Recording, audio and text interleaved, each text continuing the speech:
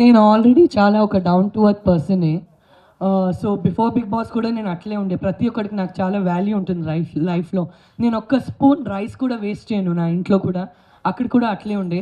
కానీ బిగ్ బాస్లో నేను ఏం నేర్చుకున్నానంటే, సపోజ్ మా ఇద్దరికి ఒక ఆర్గ్యుమెంట్ నడిస్తే బయట ప్రపంచంలో మేము వాట్సాప్లో బ్లాక్ చేసేసి లైఫ్ అంతా మాట్లాడము ఆ వ్యక్తితో, పొగురులో ఉంటాం. అది ఇమీడియట్గా మేము కరెక్షన్ చేసుకోవాలి. తర్వాత మీరు మాట్లాడతారో లేదో అది ప్రాబ్లం లేదు, కానీ ఆ ఒక్క బ్లాకింగ్ వల్లే చాలా ఇబ్బందులు అవుతాయి. ఆళ్ళు పోయేసి 1000 మందితో మా గురించి మాట్లాడతారు, మేము పోయేసి మా బాధ చెప్పుకుంటాము. చాలా కాంప్లికేటెడ్ అయిపోతుంది లైఫ్ని కాంప్లికేట్ చేయకండి. లైఫ్ చాలా చిన్నది, సంతోషంగా బ్రతకండి. ఎవరితో అయినా ఆడతేడా జరిగితే అప్పుడే అది చదువుకోనండి అనేసి నేను లెర్న్ చేస్తూనే చాలా బిగ్ లెసన్. అంటే ఇమాన్యుయల్ గారిది మీది బాండింగ్ చూసుకుంటే, అంటే బాండింగ్ అని మీరు అనుకోకపోయినా అది బెస్ట్ బాండింగ్తోనే బయటకు వచ్చారు. బట్ అలాంటి బాండింగ్లు చాలా ఉంటాయి. బర్నీ గారి బాండింగ్ వల్ల ఎక్కువ ఎఫెక్ట్ పడింది అన్నారు. సో అది ఏం చెప్తారు బాండింగ్ల గురించి కంప్లీట్ సీజన్ 9 అని చెప్తారు? నేను చాలా లక్కీ అండి, నాకు ఇమాన్యుయల్ లాంటి ఒక అబ్బాయి దొరికాడనేసి. నిజంగా ఆ హౌస్లో తన మనసు చాలా మంచిది. గేమ్లో టాస్క్ పెట్టినప్పుడు మాకు డిఫరెన్సెస్ వస్తాయి, అదే కదా ఆట అంటే. కానీ అట్లాంటి ఒక వ్యక్తి వచ్చేసి నేను నిజంగా 4th వీక్కి నేను అయిపోయాను అని అనుకున్నా.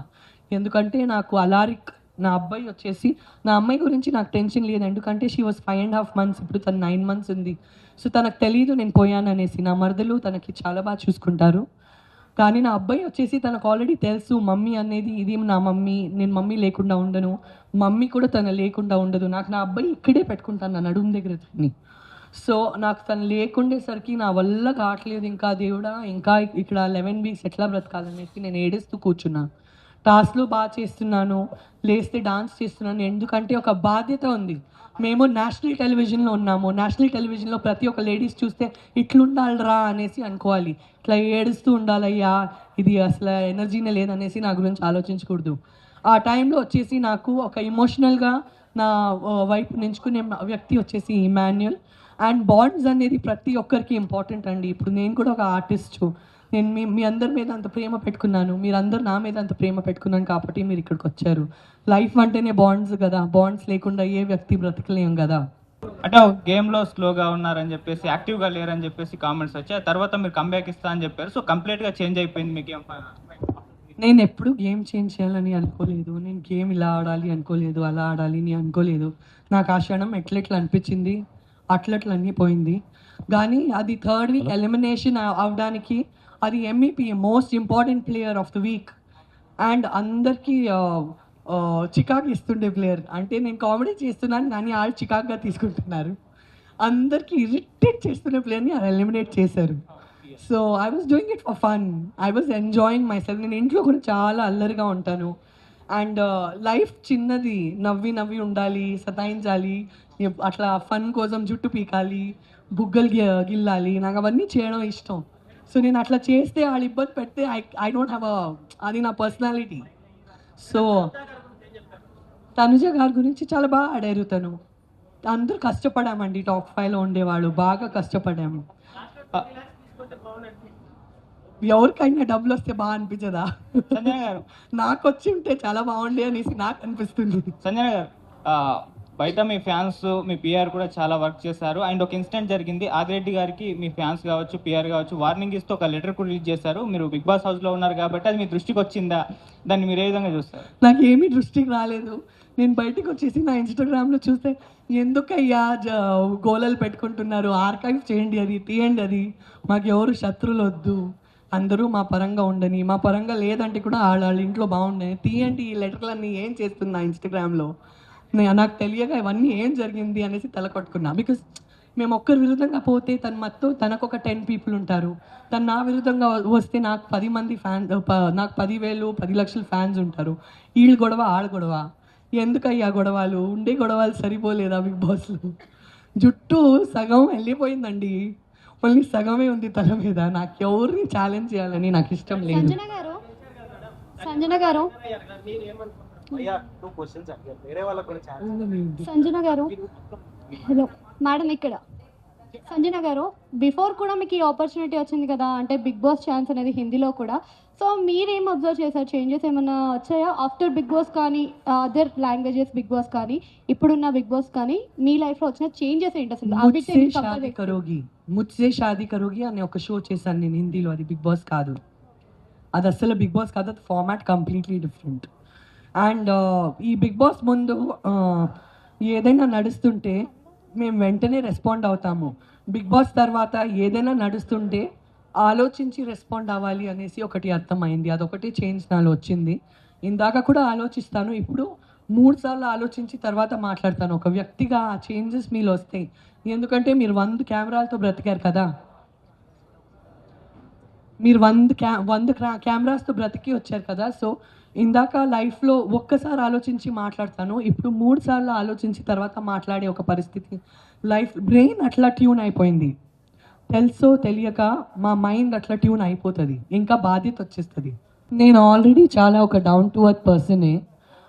సో బిఫోర్ బిగ్ బాస్ కూడా నేను అట్లే ఉండే. ప్రతి ఒక్కరికి నాకు చాలా వాల్యూ ఉంటుంది లైఫ్లో. నేను ఒక్క స్పూన్ రైస్ కూడా వేస్ట్ చేయను. నా ఇంట్లో కూడా అక్కడ కూడా అట్లే ఉండే. కానీ బిగ్ బాస్లో నేను ఏం నేర్చుకున్నానంటే, సపోజ్ మా ఇద్దరికి ఒక ఆర్గ్యుమెంట్ నడిస్తే బయట ప్రపంచంలో మేము వాట్సాప్లో బ్లాక్ చేసేసి లైఫ్ అంతా మాట్లాడము, ఆ వ్యక్తితో పొగురులో ఉంటాం. అది ఇమీడియట్గా మేము కరెక్షన్ చేసుకోవాలి. తర్వాత మీరు మాట్లాడతారో లేదో అది ప్రాబ్లం లేదు, కానీ ఆ ఒక బ్లాకింగ్ వల్లే చాలా ఇబ్బందులు అవుతాయి. వాళ్ళు పోయేసి 1000 మందితో మా గురించి మాట్లాడతారు, మేము పోయేసి మా బాధ చెప్పుకుంటాము. చాలా కాంప్లికేటెడ్ అయిపోతుంది లైఫ్ని కాంప్లికేట్ చేయకండి. లైఫ్ చాలా చిన్నది, సంతోషంగా బ్రతకండి. ఎవరితో అయినా ఆడతేడా జరిగితే అప్పుడే అది చదువుకోనండి అనేసి నేను లెర్న్ చేస్తూనే చాలా బిగ్ లెసన్. అంటే ఇమాన్యుయల్ గారిది మీది బాండింగ్ చూసుకుంటే, అంటే బాండింగ్ అని మీరు అనుకోకపోయినా అది బెస్ట్ బాండింగ్తోనే బయటకు వచ్చారు. బట్ అలాంటి బాండింగ్లు చాలా ఉంటాయి. బర్నీ గారి బాండింగ్ వల్ల ఎక్కువ ఎఫెక్ట్ పడింది అన్నారు. సో అది ఏం చెప్తారు బాండింగ్ల గురించి? కంప్లీట్ సీజన్ 9 అని చెప్తారు. నేను చాలా లక్కీ అండి, నాకు ఇమాన్యుయల్ లాంటి ఒక అబ్బాయి దొరికాడనేసి. నిజంగా ఆ హౌస్లో తన మనసు చాలా మంచిది. గేమ్లో టాస్క్ పెట్టినప్పుడు మాకు డిఫరెన్సెస్ వస్తాయి, అదే కదా ఆట అంటే. కానీ అట్లాంటి ఒక వ్యక్తి వచ్చేసి నేను నిజంగా 4th వీక్కి నేను అయిపోయాను అని అనుకున్నా. ఎందుకంటే నాకు అలారిక్ నా అబ్బాయి వచ్చేసి, నా అమ్మాయి గురించి నాకు టెన్షన్ లేదు, ఎందుకంటే షీ వాజ్ 5.5 months, ఇప్పుడు తను 9 months ఉంది. సో తనకు తెలియదు నేను పోయాను అనేసి. నా మరదలు తనకి చాలా బాగా చూసుకుంటారు. కానీ నా అబ్బాయి వచ్చేసి తనకు ఆల్రెడీ తెలుసు, మమ్మీ అనేది ఇది నా మమ్మీ, నేను మమ్మీ లేకుండా ఉండను, మమ్మీ కూడా తను లేకుండా ఉండదు. నాకు నా అబ్బాయి ఇక్కడే పెట్టుకుంటాను, నా నడుము దగ్గర తన్ని. సో నాకు తను లేకుండేసరికి నా వల్ల కావట్లేదు, ఇంకా దేవుడా ఇంకా ఇక్కడ 11 weeks ఎట్లా బ్రతకాలనేసి నేను ఏడుస్తూ కూర్చున్నాను. టాస్క్లు బాగా చేస్తున్నాను, లేస్తే డాన్స్ చేస్తున్నాను, ఎందుకంటే ఒక బాధ్యత ఉంది. మేము నేషనల్ టెలివిజన్లో ఉన్నాము. నేషనల్ టెలివిజన్లో ప్రతి ఒక్క లేడీస్ చూస్తే ఇట్లుండాలిరా అనేసి అనుకోవాలి, ఇట్లా ఏడుస్తూ ఉండాలయ్యా, ఇది అసలు ఎనర్జీనే లేదనేసి నా గురించి ఆలోచించకూడదు. ఆ టైంలో వచ్చేసి నాకు ఒక ఎమోషనల్గా నా వైపు నించుకునే వ్యక్తి వచ్చేసి ఇమాన్యుయల్. అండ్ బాండ్స్ అనేది ప్రతి ఒక్కరికి ఇంపార్టెంట్ అండి. ఇప్పుడు నేను కూడా ఒక ఆర్టిస్టు, నేను మీ అందరి మీద అంత ప్రేమ పెట్టుకున్నాను, మీరందరూ నా మీద అంత ప్రేమ పెట్టుకున్నాను కాబట్టి మీరు ఇక్కడికి వచ్చారు. లైఫ్ అంటేనే బాండ్స్ కదా, బాండ్స్ లేకుండా ఏ వ్యక్తి బ్రతకలేం కదా. అంటే ఒక గేమ్లో స్లోగా ఉన్నారని చెప్పేసి, యాక్టివ్గా లేరని చెప్పేసి కామెంట్స్ వచ్చాయి. తర్వాత మీరు కంబ్యాక్ ఇస్తా అని చెప్పారు. సో కంప్లీట్గా చేంజ్ అయిపోయింది మీ గేమ్. నేను ఎప్పుడు గేమ్ చేంజ్ చేయాలని అనుకోలేదు, నేను గేమ్ ఇలా ఆడాలి అనుకోలేదు, అలా ఆడాలి అని అనుకోలేదు. నాకు ఆ క్షణం ఎట్లెట్లా అనిపించింది అట్లట్లన్నీ పోయింది. కానీ అది 3rd week ఎలిమినేషన్ అవడానికి అది MEP, most important player of the week. And అందరికీ చికాకు ఇస్తుండే ప్లేయర్. అంటే నేను కామెడీ చేస్తున్నాను కానీ వాళ్ళు చికాకుగా తీసుకుంటున్నారు. అందరికీ ఇరిటేట్ చేస్తున్న ప్లేయర్ని ఎలిమినేట్ చేశారు. So I was doing it for fun, I was enjoying my self. నేను ఇంట్లో కూడా చాలా అల్లరిగా ఉంటాను. అండ్ లైఫ్ చిన్నది, నవ్వి ఉండాలి, సతాయించాలి, అట్లా ఫన్ కోసం జుట్టు పీకాలి, బుగ్గలు గిల్లాలి, నాకు అవన్నీ చేయడం ఇష్టం. సో నేను అట్లా చేస్తే వాళ్ళు ఇబ్బంది పెడితే ఐ డోంట్ హ్యావ్ అది నా పర్సనాలిటీ. సో తనుజ గారి గురించి చాలా బాగా ఆడారు. అందరూ కష్టపడామండి, టాప్ 5లో ఉండేవాళ్ళు బాగా కష్టపడాము. ఎవరికైనా డబ్బులు వస్తే బాగా అనిపించదా? సంజన గారు, నాకు వచ్చి ఉంటే చాలా బాగుండే అనేసి నాకు అనిపిస్తుంది. సంజన గారు, బయట మీ ఫ్యాన్స్ మీ పిఆర్ కూడా చాలా వర్క్ చేశారు అండ్ ఒక ఇన్సిడెంట్ జరిగింది. ఆదిరెడ్డి గారికి మీ ఫ్యాన్స్ కావచ్చు, పిఆర్ కావచ్చు వార్నింగ్ ఇస్తూ ఒక లెటర్ కూడా రిలీజ్ చేశారు. మీరు బిగ్ బాస్ హౌస్లో ఉన్నారు కాబట్టి అది మీ దృష్టికి వచ్చిందా? దాన్ని మీరు ఏ విధంగా చూస్తారు? నాకు ఏమీ దృష్టికి రాలేదు. నేను బయటికి వచ్చేసి నా ఇన్స్టాగ్రామ్లో చూస్తే ఎందుకయ్యా గోలలు పెట్టుకుంటున్నారు, ఆర్కైవ్ చేయండి, అది తీయండి, అది మాకు ఎవరు శత్రువులు వద్దు, అందరూ మా పరంగా ఉండని, మా పరంగా లేదంటే కూడా వాళ్ళ ఇంట్లో బాగుండని, తీయండి ఈ లెటర్లన్నీ ఏం చేస్తున్నా ఇన్స్టాగ్రామ్లో నాకు తెలియక ఇవన్నీ ఏం జరిగింది అనేసి తల కొట్టుకున్నా. బికాస్ మేము ఒక్కరి విరుద్ధంగా పోతే తనకు ఒక 10 పీపుల్ ఉంటారు, తను నా విరుద్ధంగా వస్తే నాకు 10 మంది ఫ్యాన్స్, నాకు 10,000 10 లక్షల ఫ్యాన్స్ ఉంటారు. వీళ్ళు గొడవ ఆడ గొడవ ఎందుకయ్యా గొడవలు, ఉండే గొడవలు సరిపోలేదా బిగ్ బాస్లో?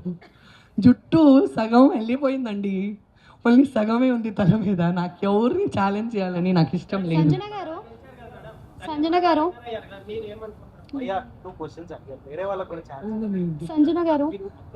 హలో మేడం, ఇక్కడ సంజన గారు బిఫోర్ కూడా మీకు ఈ ఆపర్చునిటీ వచ్చింది కదా, అంటే బిగ్ బాస్ ఛాన్స్ అనేది హిందీలో కూడా.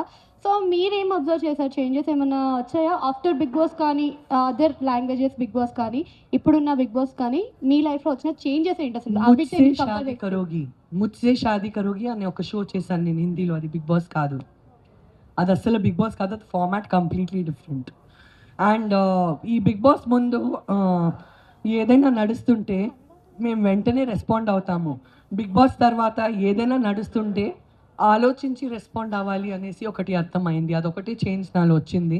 ఇందాక కూడా ఆలోచిస్తాను, ఇప్పుడు 3 సార్లు ఆలోచించి తర్వాత మాట్లాడతాను. ఒక వ్యక్తిగా ఆ చేంజెస్ మీలో వస్తాయి. ఎందుకంటే మీరు 100 కెమెరాలతో బ్రతికారు కదా, మీరు 100 కెమెరాస్తో బ్రతికి వచ్చారు కదా. సో ఇందాక లైఫ్లో ఒక్కసారి ఆలోచించి మాట్లాడతాను, ఇప్పుడు 3 సార్లు ఆలోచించి తర్వాత మాట్లాడే ఒక పరిస్థితి. బ్రెయిన్ అట్లా ట్యూన్ అయిపోయింది, తెలుసో తెలియక మా మైండ్ అట్లా ట్యూన్ అయిపోతుంది, ఇంకా బాధ్యత వచ్చేస్తుంది.